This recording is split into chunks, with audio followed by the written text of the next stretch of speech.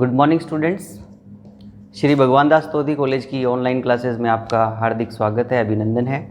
आज हम बात करेंगे इंटेस्टाइनल जूसेस की कि जो इंटेस्टाइन जो हमारी छोटी आंत्र होती है उसमें किस प्रकार से जो है पैनक्रियाज से, लीवर से किस तरीके से जूस आकर के उसमें मिक्स होते हैं और वहाँ पे डाइजेशन का जो कंप्लीट वर्क होता है। जैसा कि हम जानते हैं कि आंत्र के अंदर हमारा कंप्लीट डाइजेशन होता है और जो बड़ी आंत्र होती है स्मॉल इंटेस्टाइन में तो डाइजेशन का प्रोसेस पूरा हो जाता है और लार्ज इंटेस्टाइन में क्या होता है, एब्जॉर्प्शन का काम होता है या आंशिक रूप से कुछ रह जाता है। तो जैसे सेलुलोज है या कुछ ऐसे होते हैं यौगिक जिनका डाइजेशन बड़ी आंत्र के अंदर जाकर के होता है। बाकी 99% तो डाइजेशन कंप्लीट कहाँ हो जाता है, स्मॉल इंटेस्टाइन के अंदर। तो इसमें जो डाइजेशन का काम पूरा हो जाता है तो ऐसी इसमें क्या खास बात है या क्या विशेषता इसमें ऐसी पाई जाती है स्मॉल इंटेस्टाइन के अंदर कि वहाँ पे डाइजेशन कंप्लीट हो जाता है। सभी प्रकार के डाइजेस्टिव एंजाइम जो फूड के अंदर जितनी भी चीज़ें होती हैं, कार्बोहाइड्रेट होता है, प्रोटीन होता है, फैट होती है, विटामिन होते हैं या कोई भी ऑर्गेनिक कंपाउंड जो होते हैं वो यहाँ पे जाके कंप्लीटली डाइजेस्टेड हो जाते हैं।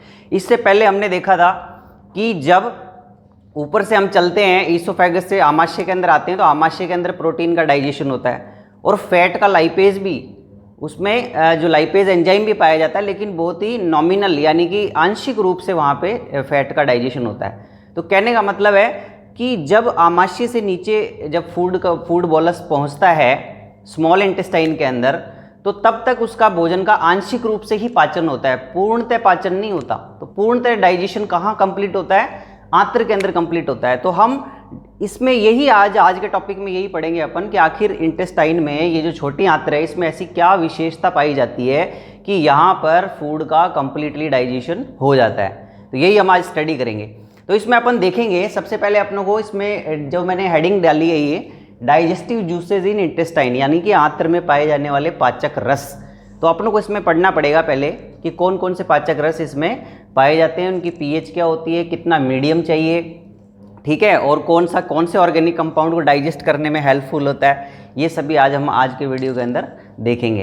तो जैसा मैंने आपको भी बताया कि इंटेस्टाइन जो होती है उसमें सबसे बड़ी बात है स्मॉल इंटेस्टाइन के अंदर कि यहाँ क्या होता है मनुष्य के अंदर कि एक तरफ से एक तरफ से लीवर, ठीक है ना, लीवर की जो डक्ट होती है वो आकर के इसमें जुड़ती है और दूसरी तरफ से पैनक्रियाज जो होता है उसकी पैनक्रियाटिक डक्ट के द्वारा पैनक्रियाज अपना जूस इसमें आकर के छोड़ता है। तो 3 तरह के रस इसमें टोटल पाए जाते हैं और तीनों रस की वजह से ही क्या होता है कि भोजन का कंप्लीट डाइजेशन होता है। अभी तीनों रस कौन कौन से मैंने बताया आपको। पैनक्रियाज या अग्नाशय से जो रस आएगा उसको अपन कहेंगे पैनक्रियाटिक जूस, लीवर से जो रस आएगा उसको अपन कहेंगे बाइल जूस या पित्तरस, और जो आंत्र खुद होती है आंत्र की वॉल से भी कुछ मात्रा में डाइजेस्टिव एंजाइम सीक्रेट होते हैं, उसको अपन कहते हैं इंटेस्टाइनल जूस। जब तीनों जूस आकर के पर्टिकुलर एक जगह पे, एक लोकेशन पे आकर के मिक्स होते हैं तो वहाँ पे भोजन के अंदर पाए जाने वाले सभी ऑर्गेनिक जो भी पदार्थ होते हैं सभी का डाइजेशन वहाँ पे कंप्लीट हो जाता है। तो यही हम आज देखते हैं। देखिए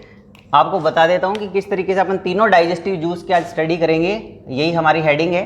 तो सबसे पहले अपन कंडीशन देखते हैं। जैसा मैंने आपको लास्ट वीडियो में बताया था कि आमाशय के अंदर भोजन का पाचन जो हुआ था, आमाशय के अंदर क्या सिचुएशन थी, उसके बाद भोजन आगे की तरफ बढ़ता है और आमाशय के अंदर स्टोमक में आपको पता है पीएच कैसी थी, एसिडिक पीएच थी, हाईली एसिडिक पीएच थी, क्योंकि वहाँ की कंडीशन ऐसी है कि वहाँ पे जो प्रोटीन डाइजेस्टिव एंजाइम थे उनको एक्टिव होने के लिए हाई पीएच की आवश्यकता थी। लेकिन यहाँ क्या है कि देखिए स्टोमक से जब भोजन आगे बढ़ रहा है तो उसमें HCl मिक्स है और वो HCl किसने सीक्रेट किया था, स्टोमक ने।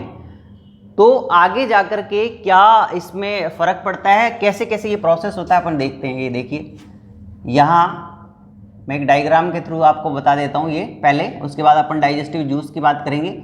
इस तरीके से जैसे हमने देखा था ये ग्रसिका थी,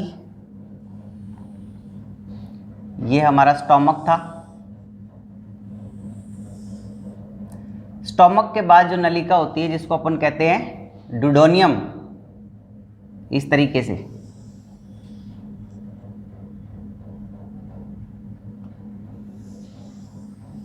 ये जो नलिका आपको दिखाई दे रही है ये क्या है, डुडोनियम या स्मॉल इंटेस्टाइन का भाग है, हिंदी में इसको ग्रहणी भी कहते हैं। और इस डुडोनियम में आपने देखा था यहाँ पे एक वॉल्व था, स्टोमक और इसके कनेक्शन पर एक वॉल्व पाया जा रहा था या जिसको हम स्फिंक्टर भी बोलते हैं, और एक इधर स्टोमक की तरफ इस तरह से था। अब कंडीशन क्या है इसमें, हमने कहा कि यहाँ क्या ऐसी सिचुएशन है, यहाँ एक तरफ तो देखिए इस तरफ से ये लीवर है,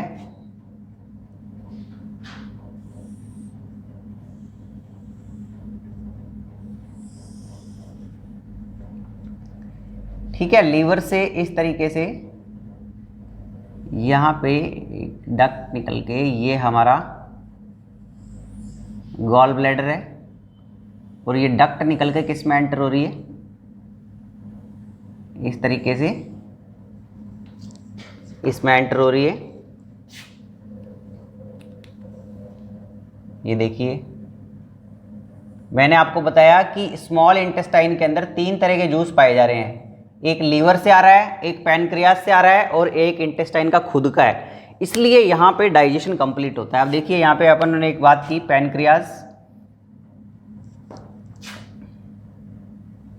पैनक्रियाज बना देते हैं।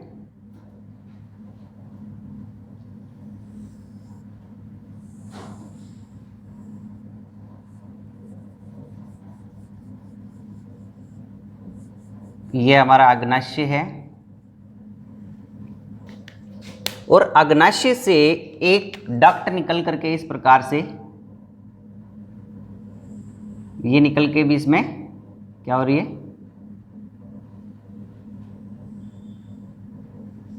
मिक्स हो रही है। तो यहां हम कंडीशन देख रहे हैं, क्या कंडीशन दिखाई दे रही है, देखिए इसको मैंने क्या नाम दिया, ये क्या था हमारा ईसोफेगस, और ये आपको पता है ये क्या था, स्टोमक, ये हम पढ़ चुके हैं, यहां तक हमने भोजन को पहुंचाया। अब ये जो आप देख रहे हो स्टोमक के बाद वाला जो हिस्सा होता है, कुंडलित जो नलिका होती है, आंत्र शुरू हो जाती है, इसके बाद एक स्मॉल इंटेस्टाइन होती है और एक लार्ज इंटेस्टाइन होती है। ये वाली कौन सी है, स्मॉल इंटेस्टाइन,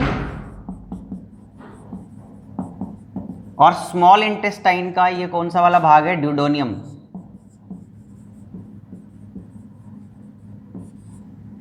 ठीक है, और ये हमारा क्या है, लीवर। ये क्या है, पैनक्रियाज, अग्नाशय। लीवर में ये जो आपको दिखाई दे रहा है, इसके अंदर ये जो बाइल बाइल जूस भरा रहता है, इसमें एक थैलेनुमा संरचना होती है, ठीक है, इसको अपन क्या कहते हैं, गॉल ब्लैडर। क्या चीज है ये, गॉल ब्लैडर या पित्ताशय।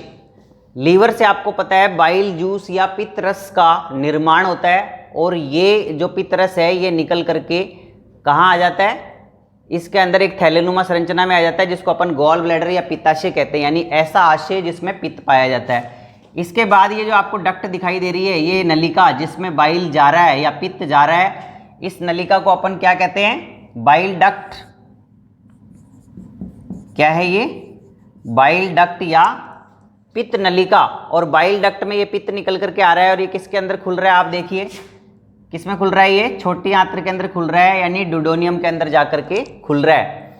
और इसी तरीके से हम देख रहे हैं कि यहाँ पे दूसरा जो ये अंग है हमारा पैनक्रियाज, जैसा कि मैंने शुरू में आपको बताया था कि ये दोनों क्या हैं, डाइजेस्टिव ग्लैंड है, पाचक ग्रंथियां हैं जो पाचन में क्या करती है, योगदान करती हैं। तो डाइजेस्टिव सिस्टम का जब निर्माण होता है तो अपन देखते हैं एक तरफ आहार नाल चल रही है ये, और आहार नाल के भाग हैं ईसोफेगस, स्टोमक, और फिर ये स्मॉल इंटेस्टाइन या छोटी आंत्र। और इसके अलावा ये 2 पाचक ग्रंथियां हैं, ये भी अपना पाचक रस इसमें छोड़ रही हैं, इसलिए छोटी आंत्र के अंदर जाकर के कंप्लीट डाइजेशन होता है, क्योंकि सभी प्रकार के डाइजेस्टिव जूस इसमें पाए जाते हैं। अब देखिए इधर से जो ये पाचक रस जा रहा है, पैनक्रियाज का जो पाचक रस जा रहा है, इसको अपन कहते हैं पैनक्रियाटिक जूस। और ये कहाँ से निकल रही है, डक्ट कौन सी कहलाएगी, नलिका। इस नलिका को अपन क्या कहेंगे, पैनक्रियाटिक डक्ट।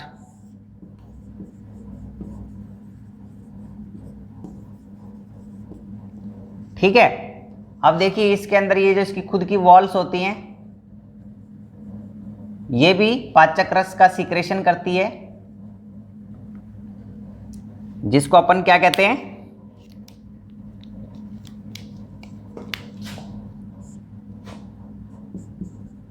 इंटेस्टाइनल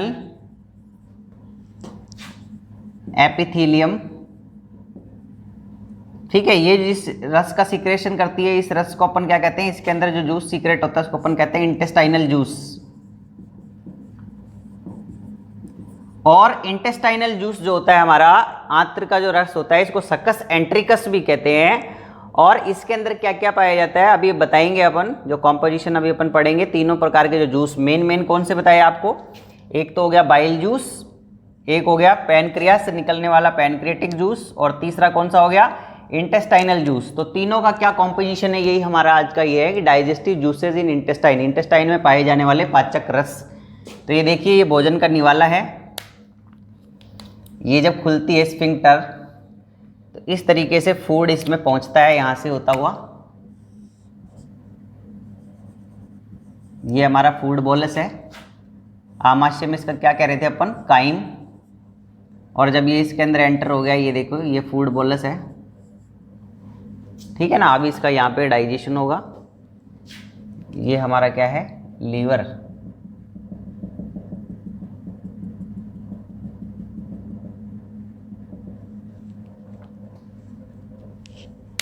इस तरह की कुछ कंडीशन इसमें हमें दिखाई दे रही है।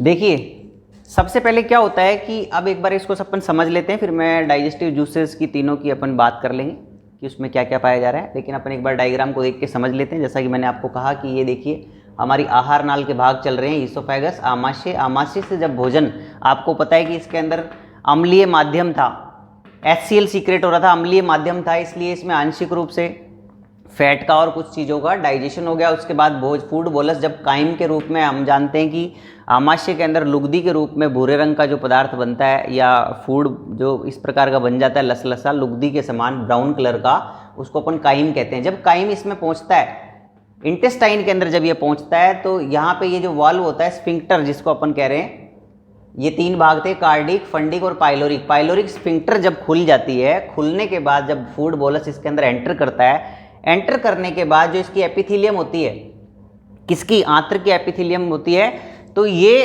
3 प्रकार के या 4 प्रकार के हार्मोन्स को सीक्रेट करती है, ठीक है। पहले सेंसिटिव हो जाती है, और सेंसिटिव होने के बाद फूड बोलस जब पहुंचता है, तो उसके बाद ये सेंसिटिव होकर क्या करती है, ये 4 प्रकार के हार्मोन सीक्रेट करती है। और वो हार्मोन्स मैं अभी आपको बताता हूँ, 4 प्रकार के हार्मोन सीक्रेट करती है। कौन कौन से होते हैं, कोलिसिस्टोकाइनिन होता है, और एक एंटीरोगेस्ट्रोन होता है। चलिए अपन बता देते हैं कौन कौन से हार्मोन सीक्रेट करती है। देखिए,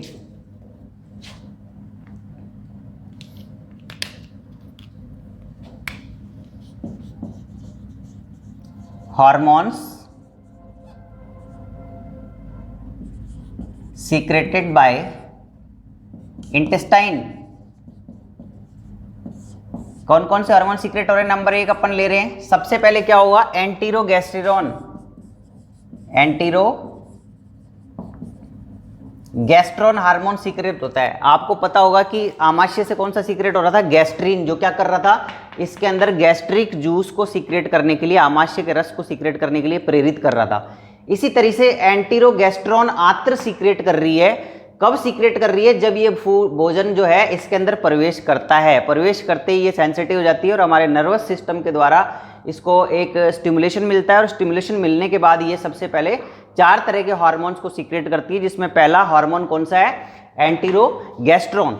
अब ये इसका नाम से ही पता चल रहा है, एंटीरोगेस्ट्रोन यानी कि आंत्र से सीक्रेट होने वाला गैस्ट्रोन, ये उसके अगेंस्ट काम करता है। ये क्या करेगा, जो आमाशय से गैस्ट्रिक जूस सीक्रेट हो रहा था, पाचक रस जो आमाशय से सीक्रेट हो रहा था, उस गैस्ट्रिक जूस के कार्य को रोक देता है। क्योंकि अब काम किसका है, अब काम किसका है, आंत्र का शुरू हो गया।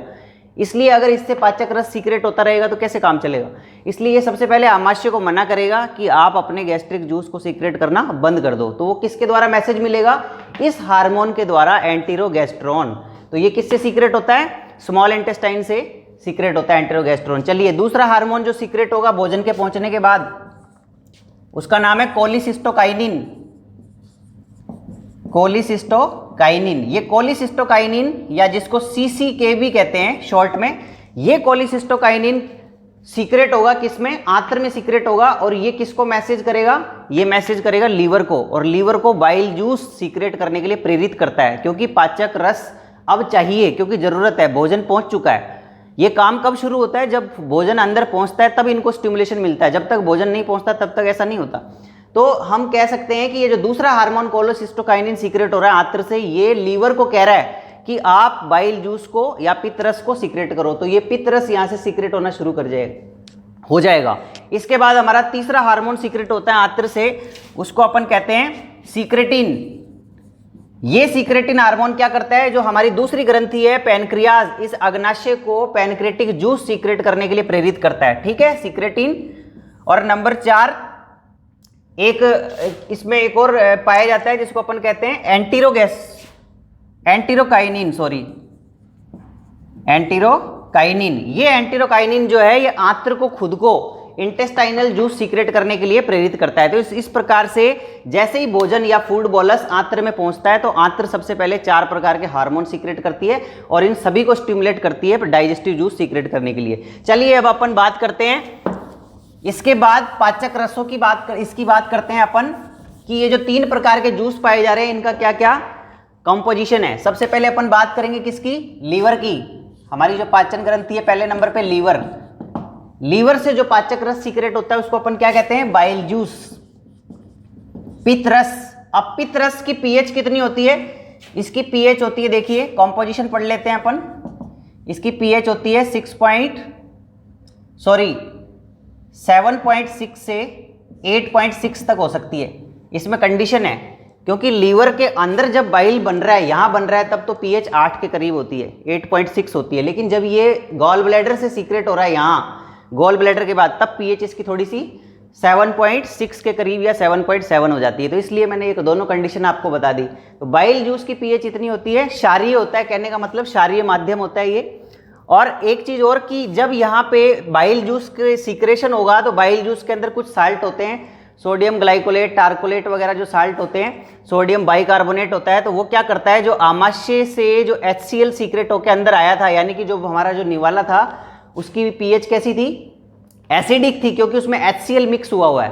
तो जब HCl को सबसे पहले क्या होगा, आंत्र की भित्ति HCl को एब्जॉर्व कर लेती है, और दूसरा ये जो साल्ट आएंगे लीवर के जूस से, ये साल्ट उसको क्या कर देंगे? न्यूट्रलाइज कर देंगे, और पीएच कैसी हो जाएगी? यहाँ पे क्षारीय पीएच हो जाएगी। इससे पहले पीएच कैसी थी? अम्लीय थी। अम्लीय पीएच को क्षारीय करने का काम किसका है? लीवर से जो बाइल जूस सीक्रेट हो रहा है उसके द्वारा, क्योंकि उसमें कुछ साल्ट पाए जा रहे हैं। दूसरा HCl को इसकी मेम्ब्रेन भी एब्जॉर्व कर लेती है। चलिए अब हम बात करते हैं बाइल जूस में। अपनों ने बात की इसकी इतनी पीएच होती है इसकी, और इसमें वाटर कंटेंट कितना होता है?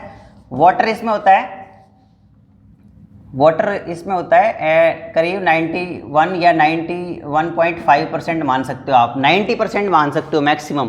किसी किसी किताब में 89 भी दे रखा है, तो अपन स्टैंडर्ड मान लेते हैं इसका 91 के करीब वाटर होता है। इसके अलावा इसमें क्या क्या पाए जाते हैं? बाइल पिगमेंट, पित्त वर्णक पाए जाते हैं।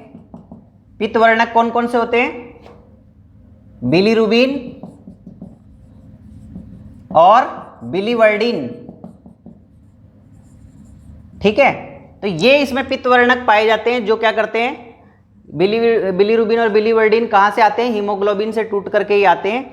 और इनका जो ये है काम क्या है कि जो हमारी जो फीसेज होती हैं, विष्ठा होती है, उसको जो रंग प्रदान करने का काम होता है, इन्हीं पिगमेंट्स का काम होता है। इसके अलावा बाइल साल्ट पाए जाते हैं।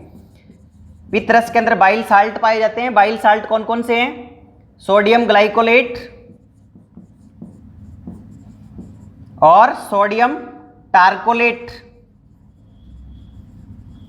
ये पित्त इसमें साल्ट पाए जाते हैं जो मैंने आपको बताया। साल्ट का काम क्या है? ये अम्लीय पीएच को क्या बनाने का काम करते हैं? क्षारीय पीएच का। और हम जानते हैं कि आंत्र के अंदर पाचन के लिए क्षारीय पीएच का होना बेहद जरूरी है। चलिए, तो मुख्य रूप से मैंने आपको बता दिया इसमें, और कुछ मात्रा में इनऑर्गेनिक साल्ट भी पाए जाते हैं।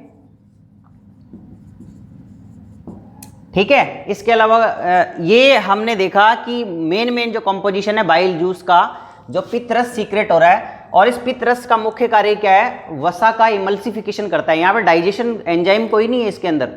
मुख्य बात क्या है? लीवर से जो रस आ रहा है उसके अंदर किसी प्रकार का पाचक एंजाइम नहीं है, लेकिन वो महत्वपूर्ण क्यों है? क्योंकि वो क्या करता है? वसा के जो बड़े बड़े टुकड़े होते हैं उनको छोटे छोटे टुकड़ों में कन्वर्ट कर देता है, जिसको अपन बोलते हैं इमल्सिफिकेशन, है ना। तो छोटी छोटी ड्रॉपलेट में कन्वर्ट कर देता है, और फिर उस पर लाइपेज एंजाइम काम करता है अंदर जाकर के, यहाँ आंत्र के पास। तब तक एंजाइम काम नहीं करेगा जब तक इमल्सिफिकेशन प्रोसेस लीवर के बाइल जूस के द्वारा नहीं होगा।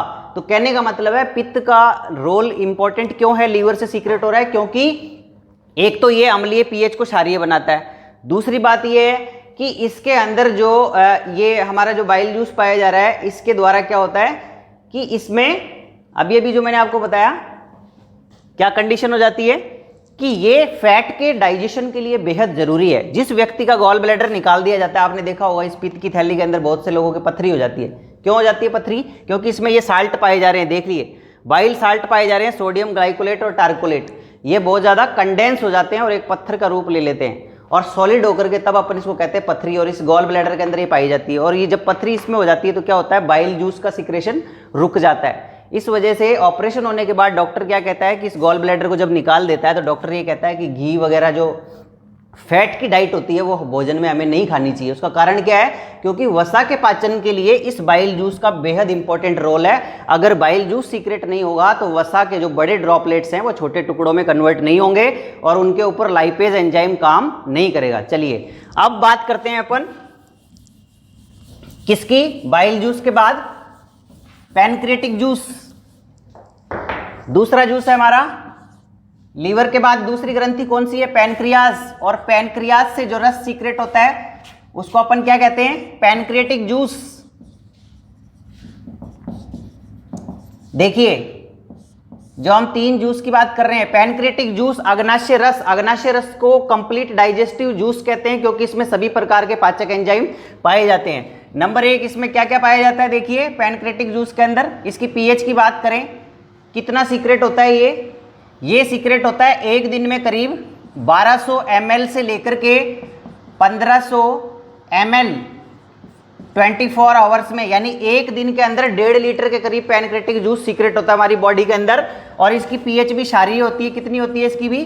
7.6 या 7.8 तक मान सकते हैं, 8 तक मान सकते हैं इसके। चलिए और इसके अंदर क्या क्या होता है? एंजाइम्स पाए जाते हैं पैनक्रियाटिक जूस के अंदर, सारे एंजाइम पाए जाते हैं जिसमें मुख्य रूप से कौन कौन से हैं? एंजाइम्स की बात करें तो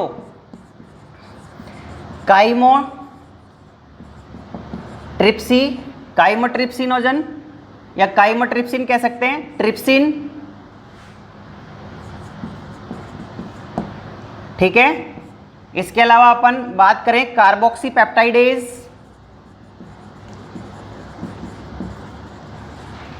कार्बोक्सी एमाइलेज,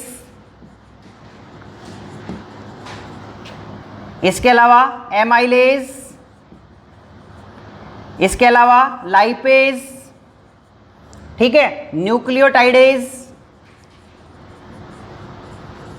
कहने का मतलब जो जितने भी प्रकार के डाइजेस्टिव एंजाइम होते हैं सभी पाए जाते हैं, जिसमें ये chymotrypsin, trypsin, protein digestive enzyme है। नेक्स्ट वीडियो में मैं आपको बताऊंगा ये सब कि कौन कौन से पाचक एंजाइम इन पाचक रसों में पाए जा रहे हैं और किस प्रकार से डाइजेशन कर रहे हैं। आज हमारा टॉपिक केवल पैनक्रियाटिक जूस जितने भी पाए जा रहे हैं पाचक रस उसकी अपन बात कर रहे हैं, तो एक ब्रीफली मैं इसको डिस्कस कर रहा हूं। तो ये सारे प्रकार के एंजाइम मैं आपको डिटेल में वहां पर बताऊंगा कि किससे क्या डाइजेस्ट हो रहा है। तो यहाँ पे मैं आपको कह सकता हूँ कि पैनक्रियाटिक जूस के अंदर जो है पीएच क्षारीय होती है और ये इतना सीक्रेट होता है। दूसरा इसका रोल क्या है? कंप्लीट डाइजेस्टिव एंजाइम है क्योंकि सभी प्रकार के पचाने वाले एंजाइम इसमें देखिए, न्यूक्लियोटाइडेज जो हमारे न्यूक्लिक एसिड जो डीएनए आरएनए उनको डाइजेस्ट करता है, लाइपेज है फैट को पचाता है, एमाइलेज कार्बोहाइड्रेट का एंजाइम है, carboxy peptidase, carboxy amylase, trypsin, chymotrypsin protein के एंजाइम है। इस तरीके से हम देखते हैं ये पैनक्रियाटिक जूस को कंप्लीट डाइजेस्टिव एंजाइम कहा जाता है। इसके बाद लास्ट जो हमारा तीसरे नंबर का है, आंत्र से भी जूस सीक्रेट होता है जो इंटेस्टाइनल जूस कहलाता है, लेकिन मुख्य रूप से इन 2 का रोल है। और फिर लास्ट में बचा कुचा जो हमारा भोजन होता है वो किसके द्वारा डाइजेस्ट होता है? स्मॉल इंटेस्टाइन की ड्यूडेनियम के द्वारा सीक्रेट होने वाले जूस से, जिसको अपन सकस एंट्रिकस या इंटेस्टाइनल जूस भी कहते हैं। तो चलिए आंत्र का जूस की बात करते हैं अपन। इंटेस्टाइनल जूस, इंटेस्टाइनल जूस कितना सीक्रेट होता है? ये भी अपना कितना हो सकता है? 1000 ml के करीब मान लो 24 आवर्स में, एक दिन में 1 लीटर के करीब सीक्रेट होता है। और ये 2 प्रकार की ग्रंथियों से सीक्रेट, एक तो होती है ब्रूनर ग्लैंड और एक होती है क्रिप्टस ऑफ लेवरकून। ठीक है। और इन दोनों के रस को मिला करके कंप्लीटली अपन क्या कहते हैं, सकस एंट्रिकस इसको कहा जाता है। तो ब्रूनर ग्लैंड से क्या सीक्रेट होता है, ब्रूनर ग्लैंड से क्या सीक्रेट होता है, म्यूसिन, ठीक है, प्लस प्रोटीन, आंशिक रूप से प्रोटीन को पचाने वाले प्रोटियोलाइटिक एंजाइम। और क्रिटस ऑफ लेबरकून के अंदर भी क्या होता है, इससे क्या सीक्रेट होता है, इससे डाइजेस्टिव एंजाइम, कुछ प्रकार के प्रोटियोलाइटिक डाइजेस्टिव एंजाइम सीक्रेट होते हैं, और न्यूक्लियोटाइडेज और बाकी सभी एंजाइम, यानी हम कह सकते हैं डाइजेस्टिव एंजाइम सीक्रेट होते हैं क्रिटस ऑफ लेबरकून से। और ब्रूनर ग्लैंड से क्या सीक्रेट होता है, म्यूसिन, जो क्या करती है, उसको म्यूकस सीक्रेट करके या म्यूसिन सीक्रेट करके क्या करती है, उसको कुछ लसलसा बनाती है। और दूसरी बात, इसके अंदर क्या करती है कि इसके अलावा कुछ प्रोटियोलाइटिक एंजाइम है जो आंशिक रूप से प्रोटीन का डाइजेशन करते हैं। तो ब्रूनर ग्लैंड और क्रिप्टस ऑफ लेबरकून ये दोनों इसकी एपिथेलियम में पाए जाते हैं, और वहाँ से रस जो सीक्रेट होता है उसको अपन कहते हैं इंटेस्टाइनल जूस, और दूसरा नाम है इसका सक्कस एंट्रिकस। तो बाकी के सभी जो एंजाइम हैं वो इसमें पाए जाते हैं, और यहाँ पे जाकर के फिर भोजन क्या होता है, कंप्लीटली अपन कह सकते हैं डाइजेस्ट हो जाता है। और अब आंत्र के अंदर आने वाले भोजन को अपन क्या कहते हैं, सक्कस एंट्रिकस पहुंचने के बाद, मिक्स होने के बाद आप उसको अपन क्या कहते हैं, उसको काइल कहा जाता है, उसको CHYLE क्या कहते हैं, काइल। तो आंत्र में डाइजेस्टेड फूड को या आंत्र में निवाले को भोजन के उसको क्या कहा जाता है, काइल, जबकि अपन आमाशय के अंदर उसको क्या कह रहे थे, काइम कह रहे थे। तो आज की वीडियो के अंदर हमने देखा, एक मैंने आपको ब्रीफली तीनों प्रकार के जो जूस सीक्रेट हो रहे थे, लीवर से, पैनक्रियास से और आंत्र से, इन तीनों के जो जूस हैं, तीनों का अलग अलग नाम है। आंत्र वाला इंटेस्टाइनल जूस, लीवर वाला बाइल जूस, और पैनक्रियाज वाला पैनक्रेटिक जूस, तीनों जाकर के एक हमारी छोटी आंत्र के अंदर जाकर के मिक्स हो गए। इसलिए हम कह सकते हैं कि भोजन का कंप्लीटली डाइजेशन छोटी आंत्र के अंदर होता है, और बड़ी आंत्र में किसी प्रकार का पाचन नहीं होता। बड़ी आंत्र में क्या होता है कि पचे हुए भोजन का क्या होता है, अवशोषण, एब्जॉर्प्शन किया जाता है, जो बाद में वो ब्लड स्ट्रीम के द्वारा हमारे शरीर की सभी कोशिकाओं के साइटोप्लाज्म में जाकर के मिक्स हो जाता है, और उसी वजह से हमें ऊर्जा मिलती रहती है जब तक हम भोजन करते रहते हैं। हमारा जो ग्लूकोज मिलता रहता है, और वो रेस्पिरेशन प्रोसेस के द्वारा ऑक्सीडेशन से हमें एनर्जी मिलती रहती है और हम जीवित रहते हैं। सो आज के लेक्चर में इतना ही। नेक्स्ट वीडियो के अंदर मैं आपको एंजाइम्स जितने भी हैं जो इन तीनों प्रकार के जूस में प्रेजेंट हैं, उनका क्या रोल है और किस तरीके से फूड को डाइजेशन कर रहे हैं, उसके बारे में बताऊंगा। Thank you.